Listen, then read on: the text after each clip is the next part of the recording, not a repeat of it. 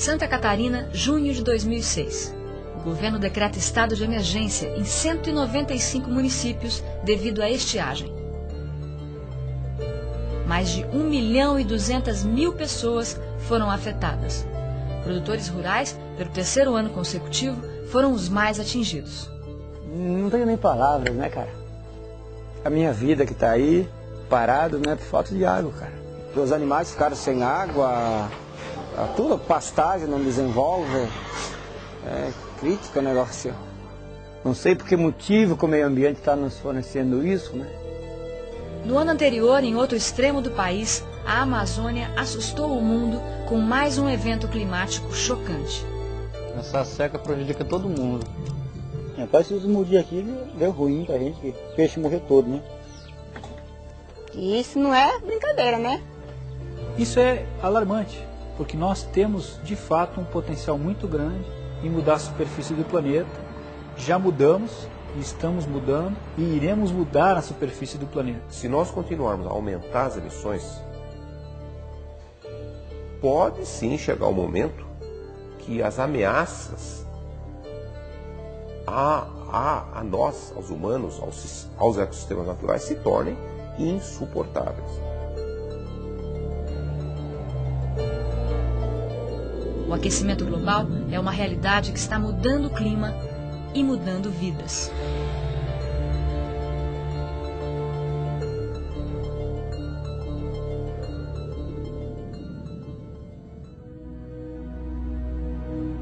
A Terra está mudando.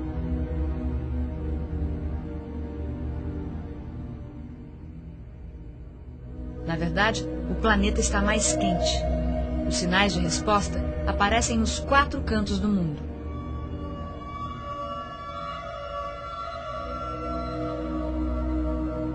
Mudanças climáticas, com o sentido moderno que essa frase tem, se referem àquelas modificações no clima do planeta que podem ser atribuídas diretamente a ações humanas. Carlos Nobre é pesquisador do Instituto Nacional de Pesquisas Espaciais. Para ele, não restam dúvidas de que a temperatura do planeta está aumentando. Média no Brasil está subindo como está subindo em todo o mundo. Os estudos que nós temos indicam que ela já subiu, depende da região do Brasil, entre 0,4 e 0,7 graus no século XX.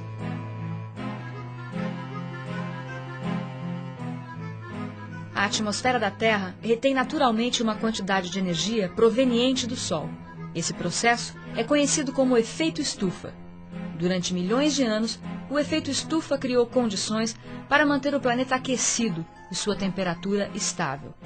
A variedade de vida na Terra só é possível graças a essa característica. Após um longo período de estabilidade, agora o planeta está aquecendo rapidamente. A única maneira de explicar esse padrão de aumento é se nós consideramos o papel de aquecimento que os gases do efeito estufa estão colocando.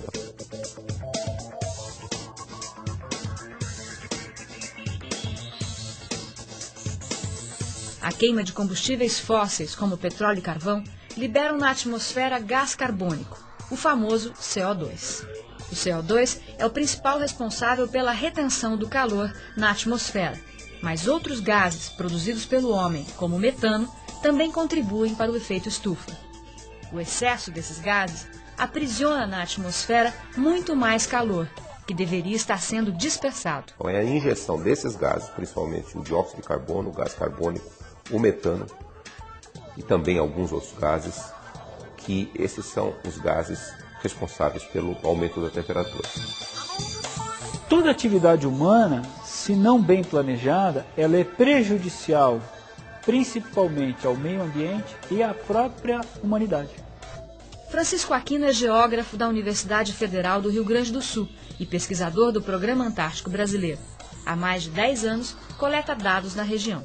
Os testemunhos de neve e gelo mostram nitidamente, claramente e cientificamente incontestável que desde a Revolução Industrial aos dias de hoje, os níveis de CO2 só aumentaram e acompanhando a escala da industrialização e a escala de consumo de combustíveis fósseis.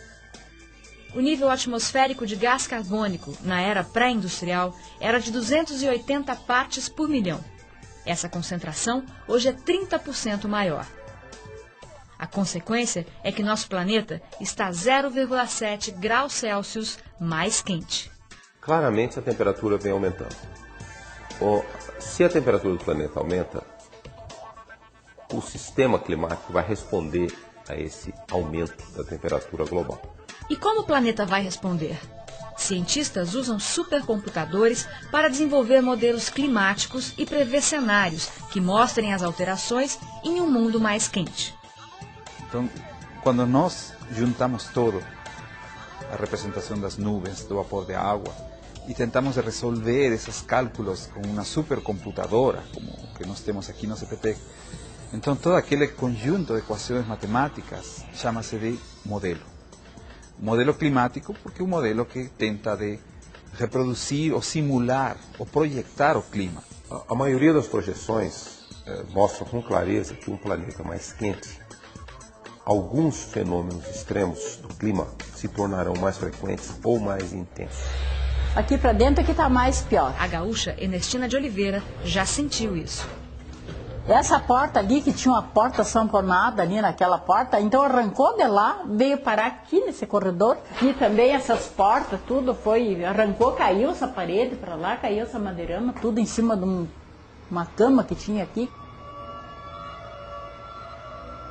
Em 2005, um tornado com ventos de mais de 200 km por hora atingiu a pequena cidade de Muitos Capões, no interior do Rio Grande do Sul, deixando um rastro de destruição. Nem os prédios públicos escaparam.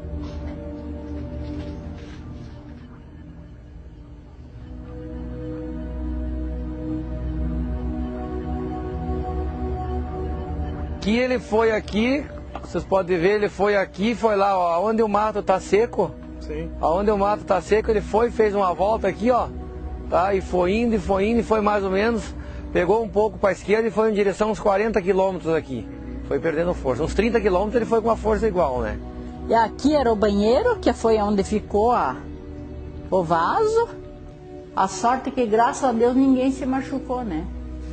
Se machucou um casal só, que aquela machucou bastante a perna, por eu acho que com os fios elétricos. Assim, a gente já viu algumas ventanias, assim, ventos bastante fortes, de derrubar árvores, a coisa. Agora, desse tipo aqui é um fato único, inédito para nós, né? Um momento bastante triste que a natureza vem e traz para nós, né? Os moradores de Muitos Capões não foram as únicas vítimas de fortes tempestades. E branqueou tudo d'água, não deu para te enxergar nada, daqui a pouco só viu aquele barulhão lá. Aí a primeira a gente achou que só tinha caído umas telhas ali no prédio da frente, né? Aí quando a gente olhou pro depósito, aqui já tá todo para trás. Nos últimos 10 anos, mais de 40 tornados foram registrados somente no estado de Santa Catarina. Várias cidades do Brasil foram atingidas por tempestades violentas nos últimos anos. Mas um evento em particular chamou a atenção do mundo inteiro.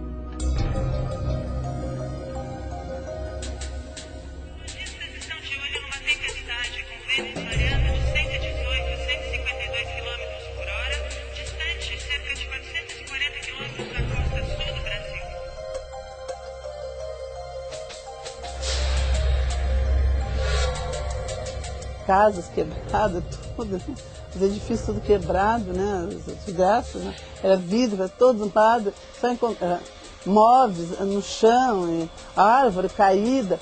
Em março de 2004, o sul do Brasil foi atingido pela tempestade mais violenta de sua história. Ao se aproximar da costa, essa tempestade se transformou no primeiro furacão registrado no Atlântico Sul, que foi batizado como Catarina.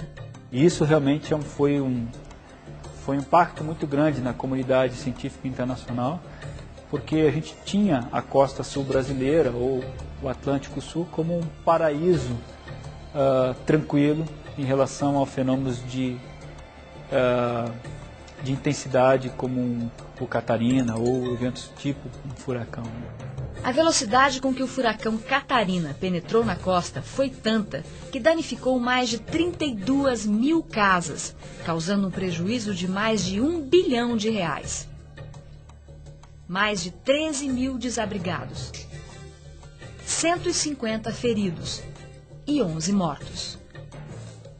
Todos foram surpreendidos. Nem a população e nem as autoridades estavam preparadas. Para nós foi novidade e susto, terror, né? Na madrugada, um pavor na madrugada, né? Gente chorando, né? Tinham perdido tudo, tudo. Pessoas que não tinham como refazer, né? Foi uma catástrofe horrível, né? A gente não esperava, porque a gente não estava assim, não esperava, foi uma coisa inesperada, né? Como esperar algo que nunca havia acontecido antes? Com o aquecimento global, podemos esperar mais. Será que no futuro o Atlântico Sul vai conviver com furacões? Algumas projeções de modelos climáticos para o futuro indicam que sim. Estudos do Hadley Center, do Reino Unido, uma das instituições de pesquisa sobre clima mais conceituadas do mundo, indicam que num planeta mais quente, o Atlântico Sul pode se tornar o cenário para muitos eventos extremos. O furacão Catarina foi só o primeiro. Isso sem falar das inúmeras tempestades, cada vez mais violentas, que estão acontecendo em todo o mundo.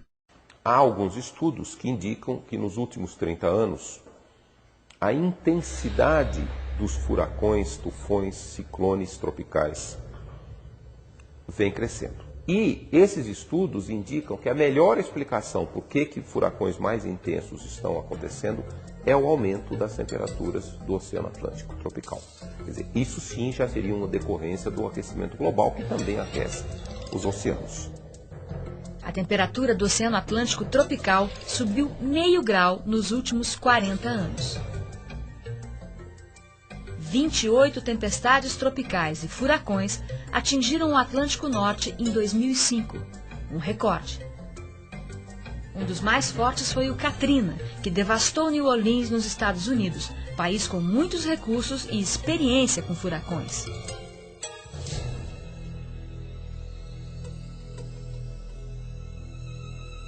Com poucos recursos e sem experiência, a sociedade brasileira está preocupada com o futuro da região sul. A nossa grande preocupação é que venha a ocorrer novamente algum furacão de um nível um pouco maior, né? Um F3, F4, um F5. Nós temos a grande preocupação com relação ao nosso potencial de resposta para uma ocorrência desse tipo, né? Que com certeza, como todas as nossas edificações não estão projetadas para receber impactos de ventos dessa natureza, com certeza nós teremos grandes problemas na região.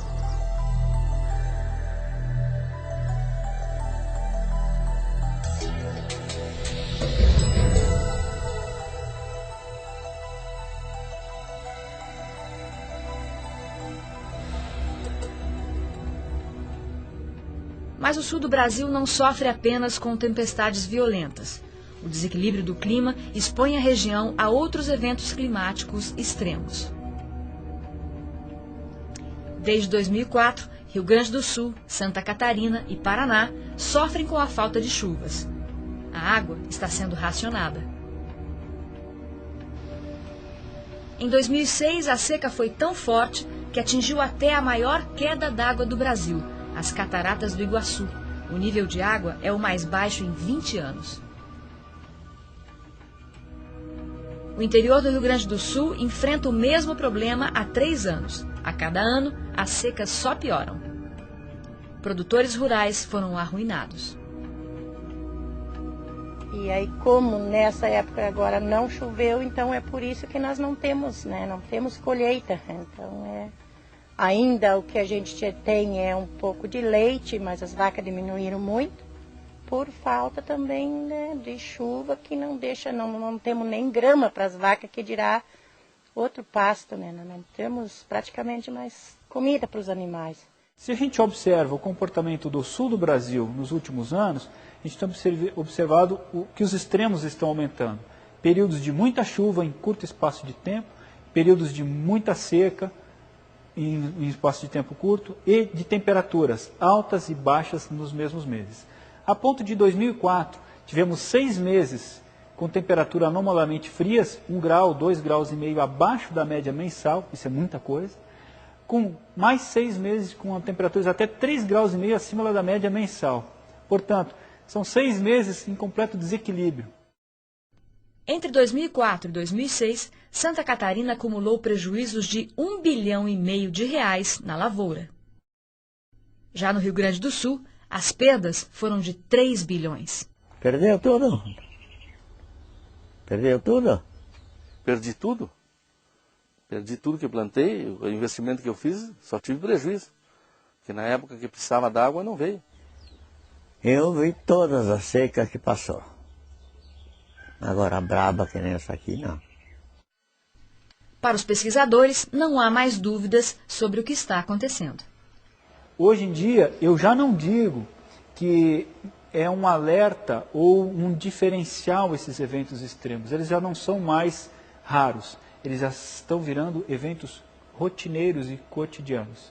Só em ter te dito isso, eu já estou afirmando que houve mudança climática no Rio Grande do Sul. Simples, sem nenhum recurso extra para inventar ou manipular alguma coisa. Simplesmente observando os dados registrados por mais de 30 estações nos últimos 50, 60 anos no sul do Brasil. Está sendo muito duro, né? A gente tem dificuldade até de falar disso, assim, sabe? Porque a gente conhece comunidades em que as pessoas vão ter dificuldade de se alimentar, né? Porque realmente não vão conseguir produzir o necessário para o consumo, né, da família em casa. E o sul do Brasil é tido como celeiro agrícola do Brasil. Se a gente olha os dados dos últimos anos, e principalmente de 2003 para 2005, a gente vai ver que o PIB gaúcho encolheu, retrocedeu. O crescimento do Rio Grande do Sul é negativo, principalmente por prejuízos na agricultura. Não sei o que vai acontecer no futuro ainda. Se continuar assim, vamos ter que ir para a cidade, sei lá, mendigar um empregozinho. Você entende? Os filhos de agricultor que tem aqui estão todos abandonando o campo, já estão indo para a cidade, né? Por causa disso, que daí no ano seca, o outro ano mais seca ainda, eles desanimam e vão todos para a cidade, né? Tá ficando só o pessoal mais velho. E a hora que acabar os mais velhos, acabou o pessoal da lavoura, da agricultura. Isso aí é muito triste.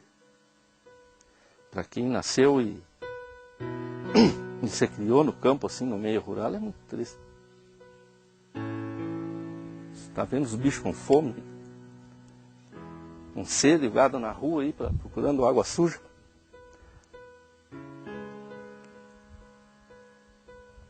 É muito difícil. A gente aguenta porque é daqui, né? É enraizado. Mas é difícil. O pequeno sempre vai levar pior nisso aí. Então está muito crítico nessa situação. E isso é urgente, porque são alguns milhões de reais investidos na preparação, plantio, cuidados e colheita, né? E a população inteira, o Brasil inteiro, precisa de alimentos. E alimentos bons e alimentos baratos. E o quadro de mudanças climáticas nos traz alimentos ruins e caros. Porque eu tenho mais pragas, eu tenho um amadurecimento antes do tempo e inversão, né, de condições climáticas para a alimentação. E isso vai repercutir em toda a cadeia econômica, né? Desde a compra do produto lá na feira, ou supermercado e assim por diante. Quer dizer, todo o custo de vida encarece, e num país como o nosso, em que a gente ainda luta contra a fome, contra a pobreza, contra a miséria, a desigualdade social de baixa renda, principalmente, isso realmente é impactante, porque a gente reconhece o Brasil como um país de farta alimentação e barata. Só que, se esse quadro permanecer, ela não vai ser mais tão farta, e não será também tão barata.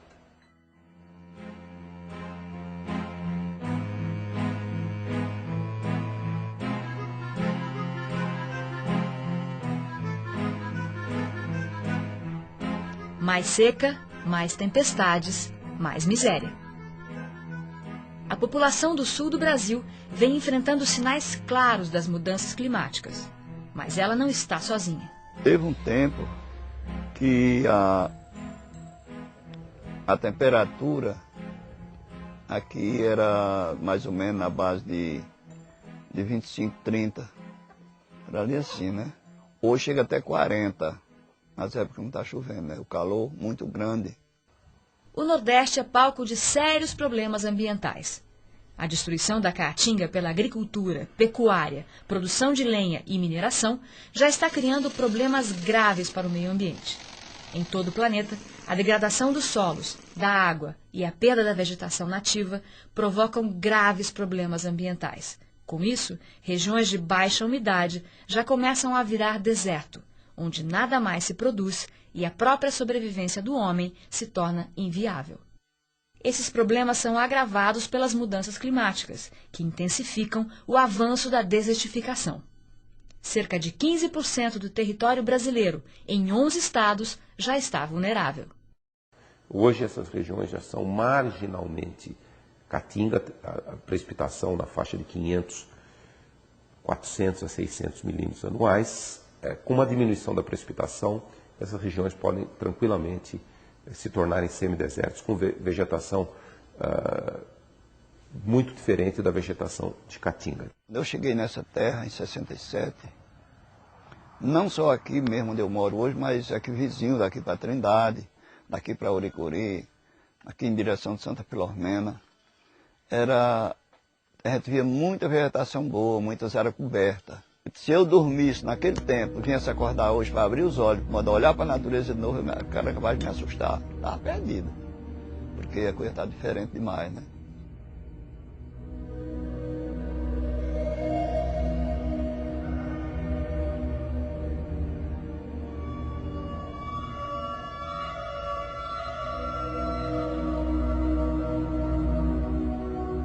Com as mudanças climáticas e o aquecimento da temperatura da Terra, a tendência é que a pluviosidade e a umidade dessa região aqui diminuam. Então esse processo de desertificação, de degradação dos solos, de perda dos recursos hídricos, ele vai se agravando mais e mais para áreas muito mais amplas. A falta d'água faz parte da dura realidade nordestina.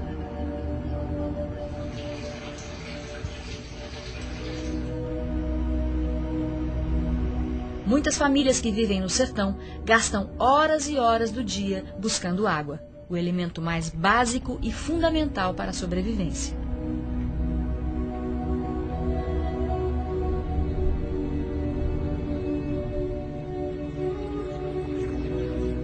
Infelizmente, as mudanças climáticas poderão agravar essa triste rotina e a água poderá ser um recurso cada vez mais raro em muitas partes do semiárido brasileiro. Do ponto de vista social, a região que é mais vulnerável é o Nordeste, especialmente o semiárido, ou seja, o interior do Nordeste, não a Fortaleza, João Pessoa, não, sino no interior mesmo, que é uma das regiões mais pobres. E alguns estudos desenvolvidos mostram que realmente essa área, a população é muito vulnerável, que poderia trazer consequências graves, maior evaporação, o que é um regime semiárido. Semiárido, ou seja, chove em uma parte do ano e seca no outro. Com cenários mais quentes, passaria a ser um regime árido, que já não chove. Ah, foi um ano difícil. Eu tenho uma criancinha, a bichinha chorava para beber água, aí meu cunhado morava mais eu, aí ficou chorando para tomar água, e ele pedindo o carro já tinha passado 2 vezes, não tinha deixado. Aí eu só levou aí com enxada pro meio da rodagem para ver se pegava uma lata d'água para dar água, menino.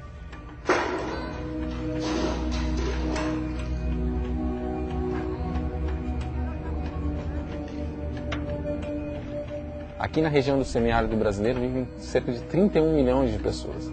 Pessoas que estão constantemente passando por processo de falta de água. Em grandes áreas existe um déficit de água bastante grave, bastante considerável. E com o aquecimento global, o que tende a acontecer é que a situação se torne crítica.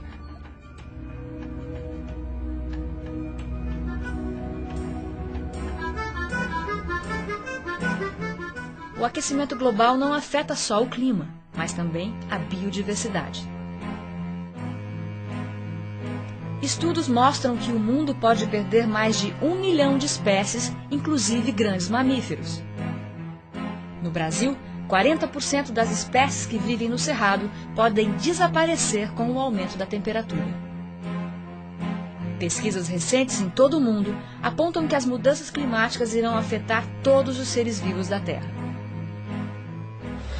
Todos os países têm alguma vulnerabilidade ou várias vulnerabilidades às mudanças climáticas. As mudanças climáticas decorrentes do aquecimento global, elas são globais. Não há nenhum metro quadrado de superfície do planeta que está fora. Nenhum metro quadrado está fora. A prova é que nem os lugares mais remotos e inacessíveis estão resistindo. –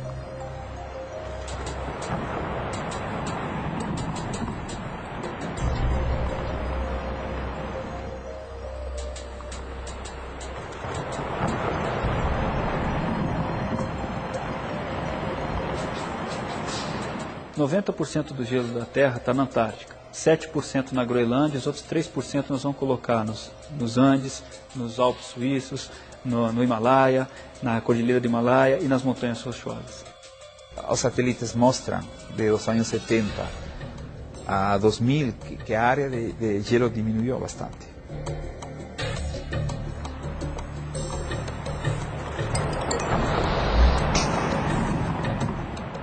Na Antártica e na Groenlândia também, que as áreas têm diminuído, que as calotas polares quebram mais rapidamente e tem muitos icebergs soltos por aí. Ou seja, todo isso já é um indicador, um sinal de que existe o processo de aquecimento global. Essa massa de gelo que vem derretendo ao longo dos últimos anos tem contribuído para um aumento do nível médio do mar de 30 até 60, 80 centímetros entre os próximos 50, 70, 80 anos. Isso já é consenso internacional. A elevação dos oceanos já afeta a vida dos moradores de pequenas ilhas do Pacífico, como as Ilhas Marshall. A tendência é que esses pequenos países desapareçam nos próximos anos.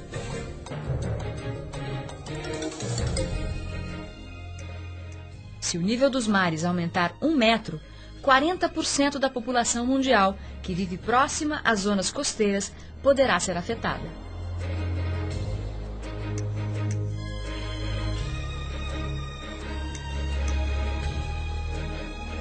O Brasil é extremamente privilegiado porque tem uma costa maravilhosa, aí são mais de 8 mil quilômetros de costa. Mas a maior parte da nossa população, 60% a 65%, vive numa faixa estreita aí de uns 100 quilômetros a partir do litoral, né? Então isso mostra que existe uma grande vulnerabilidade ao problema das mudanças climáticas.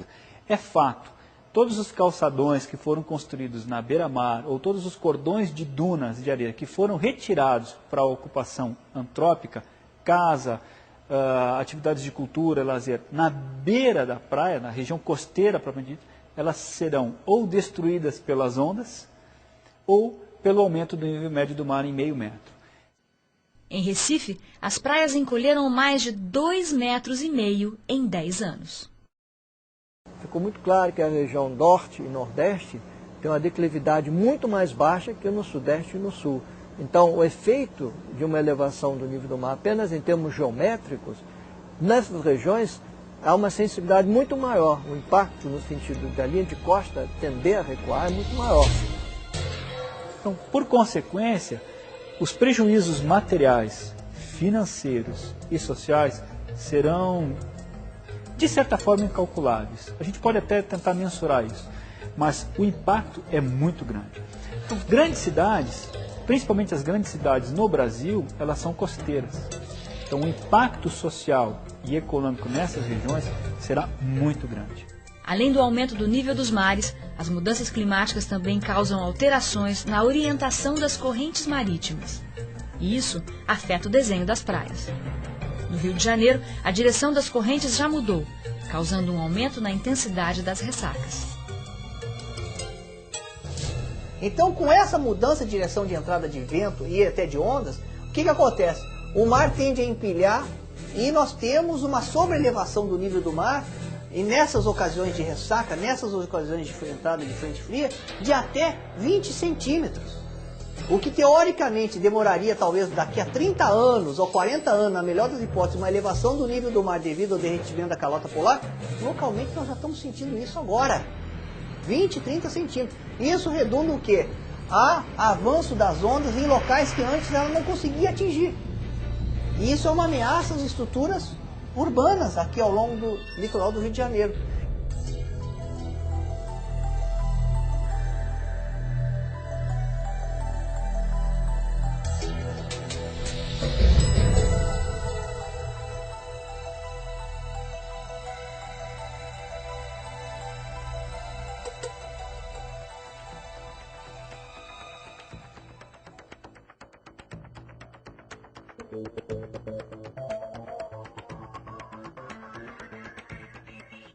Os sinais de mudanças climáticas são óbvios.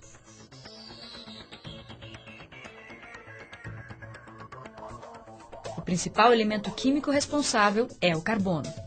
Mas a quem culpar por despejá-lo em nossa atmosfera?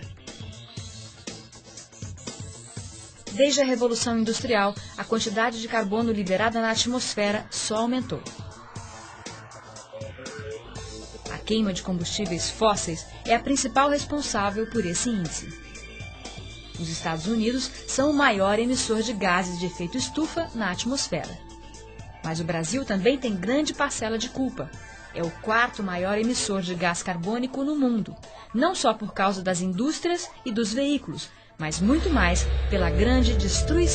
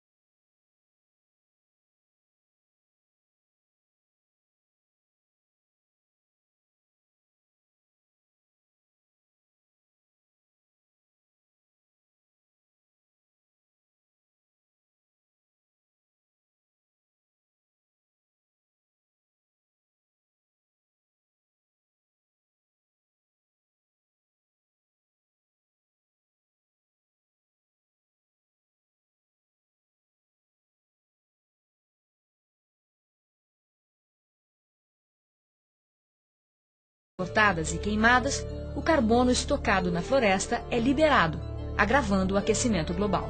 Há taxas que hoje contribuem para o aquecimento global por volta de 25%, ou seja, 25% do problema do aquecimento do planeta é advindo do desmatamento tropical principalmente. Entre 2000 e 2005, o Brasil perdeu mais de 130 mil quilômetros quadrados de florestas na Amazônia, uma área do tamanho de Portugal e Holanda juntos. Olha, excluído o que se passa na Amazônia, o Brasil é um emissor muito modesto de gases de efeito estufa. Ele tem uma situação ótima. O Brasil contribui apenas 1% das emissões mundiais, se excluirmos a Amazônia.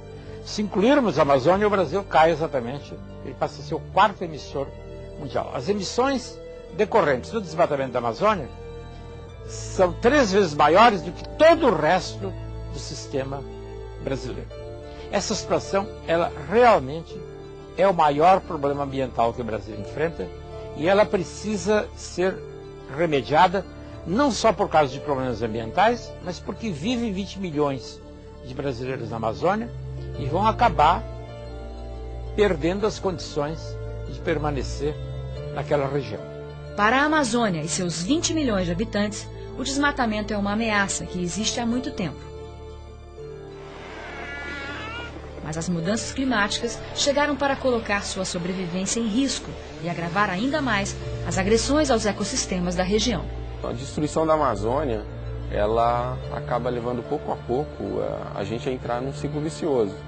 A destruição da Amazônia é a principal fonte de gás de efeito estufa que contribui para o aquecimento global aqui no Brasil. Então, o aquecimento global ele transforma a floresta num ambiente mais seco, que está mais vulnerável ao fogo e à destruição. Então, pouco a pouco, essa destruição vai se intensificando e se acelerando. O aquecimento global, ele indica, a maioria dos cenários de aquecimento global indicam, obviamente, temperaturas mais altas na Amazônia, e alguns dos cenários, eles indicam uma tendência a climas mais secos, menos chuva na Amazônia.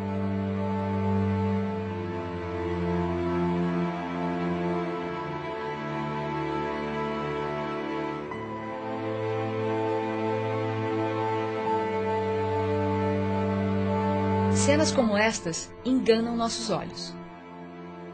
A imagem nos remete a um deserto. Ao contrário do que a maioria das pessoas poderia concluir, estamos diante da maior bacia hidrográfica do mundo, a Amazônica.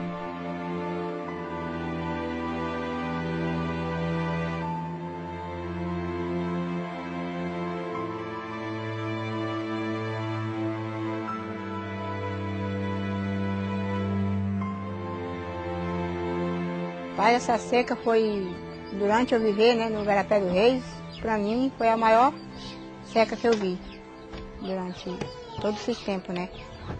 Assusta isso? Assustou todo mundo, né?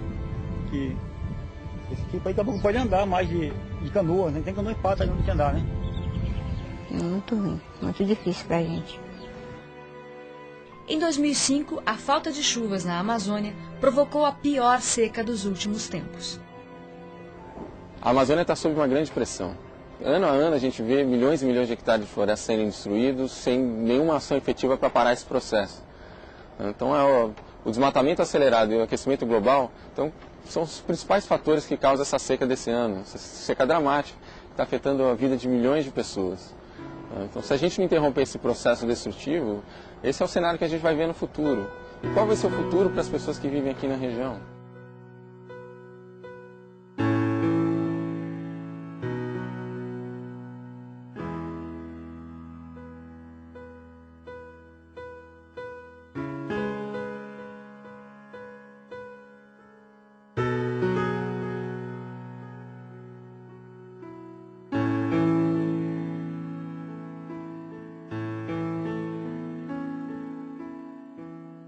Todas as classes é prejudicada com uma seca dessa. E principalmente nós que pescamos nos lagos, né? A gente não tem como ir nos lagos, tá tudo preservado sobre a água, né? Rapaz, se desmudir aqui, deu ruim pra gente, que o peixe morreu todo, né? Daí que a gente vive da pescaria, né?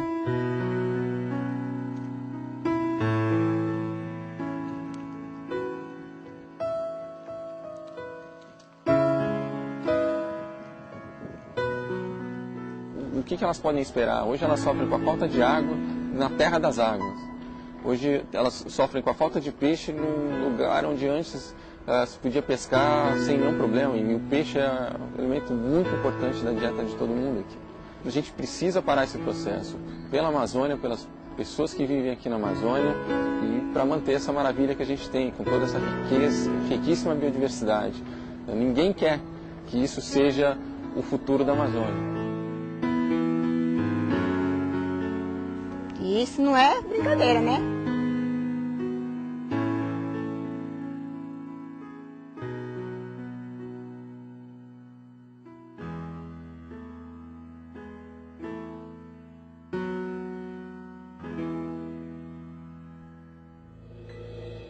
Um outro mal assombra a região. Algo ainda pior poderá acontecer. O aquecimento global, o aumento dos incêndios provocados pelo homem e o desmatamento, os três atuando em conjunto, poderia haver uma grande expansão das savanas tropicais, os cerrados, para a Amazônia. Talvez 1/3 até 50% da área de floresta poderia ser tomada por um tipo de cerrado. Imagine, metade da Amazônia virando cerrado. As perdas biológicas seriam incalculáveis. 20 a 30% de toda a biodiversidade do planeta está ali. Né?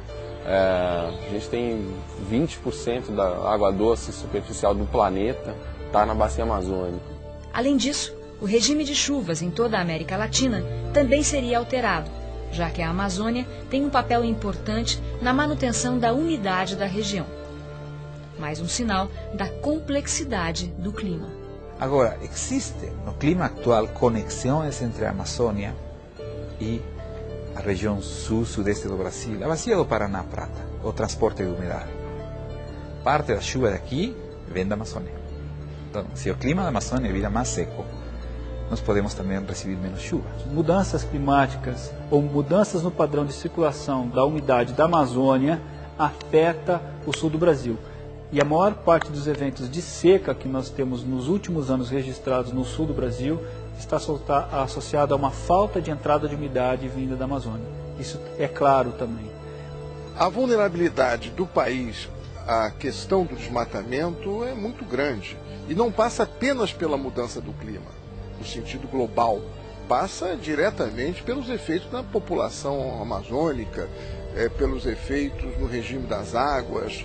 Enfim, há múltiplas vulnerabilidades que podem ser constatadas, o que justifica uma ação de governo e também uma consciência da sociedade contra o desmatamento, e em particular contra o desmatamento descontrolado.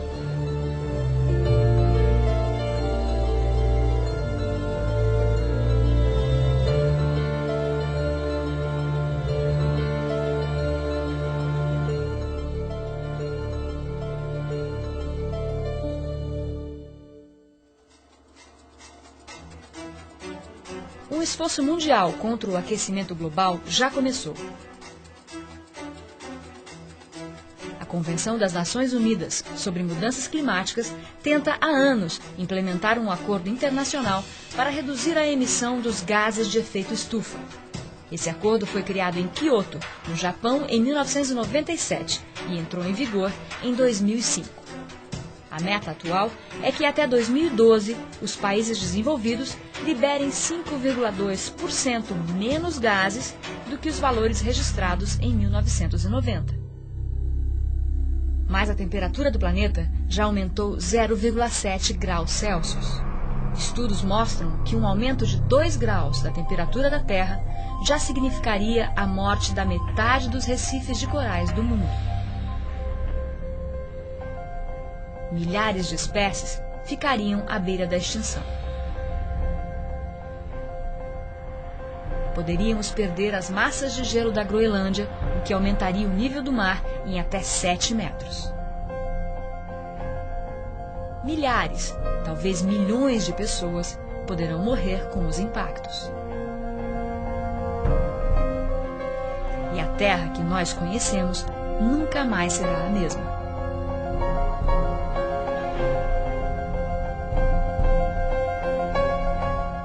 E então, o protocolo de Kyoto é suficiente para garantir a salvação do clima? Reduzir as emissões em 5,2% em relação a 1990 é suficiente para estabilizar as temperaturas? Não. Não. É suficiente para estabilizar a quantidade de gases de efeito estufa na atmosfera? Não. Essas reduções precisariam ser da ordem de 50%.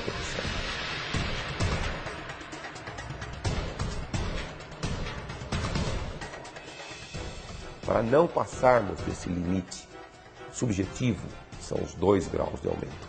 E se nós reduzíssemos globalmente, não nesse país, globalmente, as emissões em 50% em relação aos valores de 1990, os vários cálculos realizados indicam que talvez a temperatura não passasse muito de 2 graus. Se nada for feito agora, cientistas estimam que a temperatura pode subir até 5 graus neste século. Assim, uma nova palavra passou a fazer parte do debate sobre clima: adaptação. Nós não podemos mudar o clima novamente para o que era antes. Tentamos um pouco de reduzir o prejuízo com o protocolo de Kyoto, mas também adaptação. Isso é o futuro, adaptação. Não dá mais para parar. Então, pelo menos a essas mudanças, nós temos que nos adaptar, não dá mais para voltar. A questão da adaptação é como que a gente vai aprender a conviver com uma situação mais crítica, como, por exemplo, com a falta de água. como a gente leva água para as regiões onde vai faltar essa água. Mas existem algumas situações para que não existe adaptação possível. Como se adaptar à perda da Amazônia? Como se adaptar à perda de toda aquela biodiversidade? O que vai acontecer com aqueles 20 milhões de pessoas, de brasileiros que vivem ali na região? Para os ambientalistas, o Brasil tem que assumir sua responsabilidade de grande emissor. Mas só isso não basta. É preciso fazer muito mais. É preciso buscar soluções.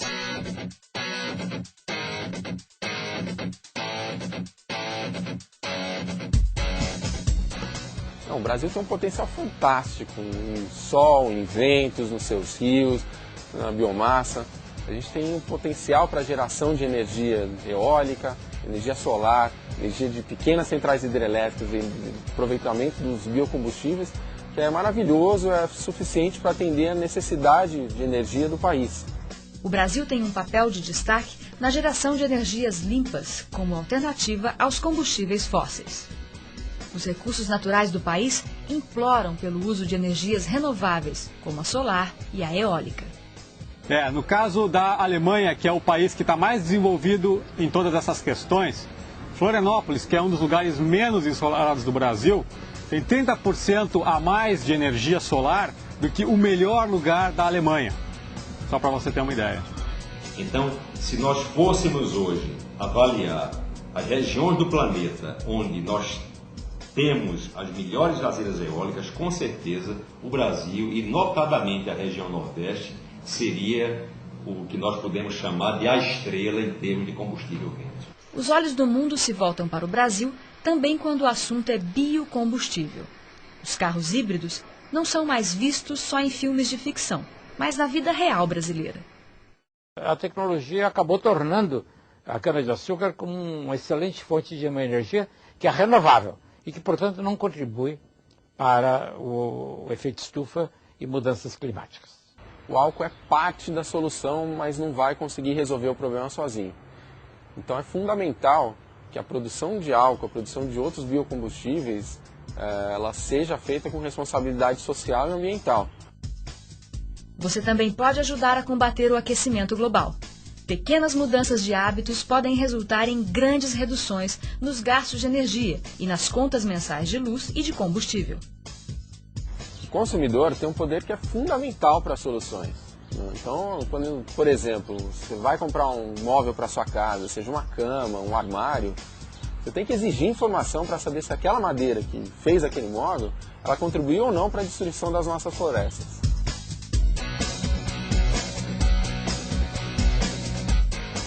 A tecnologia já existe. O que falta são investimentos e vontade política.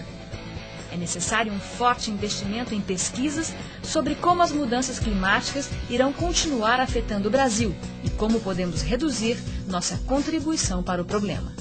O governo precisa ter um plano para reduzir as nossas emissões, para atacar o desmatamento, para identificar nossas fraquezas, nossas vulnerabilidades, para evitar problemas maiores e para mostrar como que a gente vai se adaptar ao que a gente não pode evitar. A gente exige essas respostas urgentemente. E isso não é brincadeira, né?